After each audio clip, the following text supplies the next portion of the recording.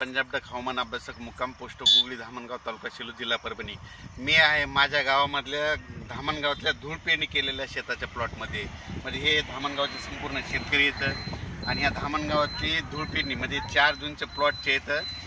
4 जूनच्या धूळ पेरणीमधली हा कापसाचं पीक या ठिकाणी आलेलं आहे। तर या ठिकाणावर आज तुम्हाला अंदाज येत आहे। सर्व शेतकऱ्याला सांगू इच्छितो आज 27 म्हणजे आज रात्रीपासून 27, 28, 29, 30 राज्यात पुन्हा आणखीन पावसाचा जोर वाढणार आहे म्हणून हा अंदाज लक्षात द्यायचा आहे। सर्व शेतकऱ्याला सांगू इच्छितो की राज्यामध्ये जवळपास 5 ऑगस्टपर्यंत असाच पाऊस राहणार आहे, दररोज भाग बदलत पडणार आहे। म्हणून शेतकऱ्यांनी काय करायचं, जशी वेळ भेटेल तशी तुम्ही फवारणीची तयारी करा। समजा तुम्हाला थोडं 4-5 तास वेळ भेटला तर तितक्या तुम्ही तुमची पेरणी करून घ्या म्हणून ह्या अंदाज सांगत आहे।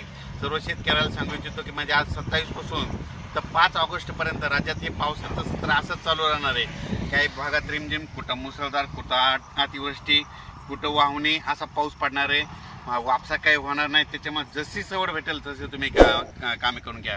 आणि परत एक शेतकऱ्याचे सांगायचं की शेतकऱ्याचे काय झालं, खूप शेतकऱ्याचे फोन आले, मग राज्यातले आता धरणं भरणार आहेत का नाही। खास करून सर्व शेतकऱ्याला सांगू इच्छितो की आपलं जायकवाडी धरण म्हणजे मराठवाड्याची तहान भागवणारं जायकवाडी धरण हे धरण भरणार आहे का नाही म्हणून बऱ्याच जणांचे फोन आले।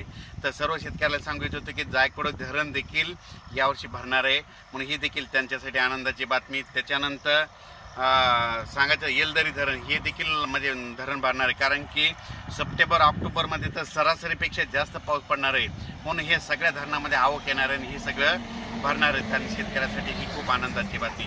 परत सर्व शेतकऱ्याला सांगू इच्छितो म्हणजे आता हे 27 आजपासूनचा ते 5 ऑगस्टपर्यंत पाऊस कसा पडणार आहे। तर तुम्हाला सांगतो की कोकणपट्टी तर संपूर्ण त्या भागात पाऊस राहणारच आहे। म्हणजे 5 ऑगस्टपर्यंत तिकडे पाऊस राहणार आहे, त्यांनी सतर्क राहण्याची गरज आहे।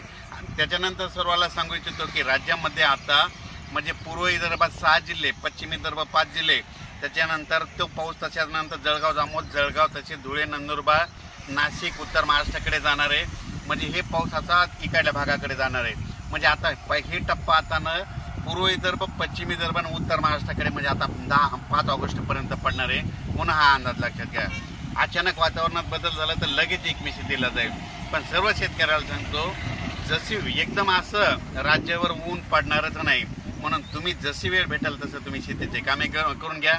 अचानक वातावरणात बदल झाला तर लगेच एक मेसेज दिला जाईल। धन्यवाद।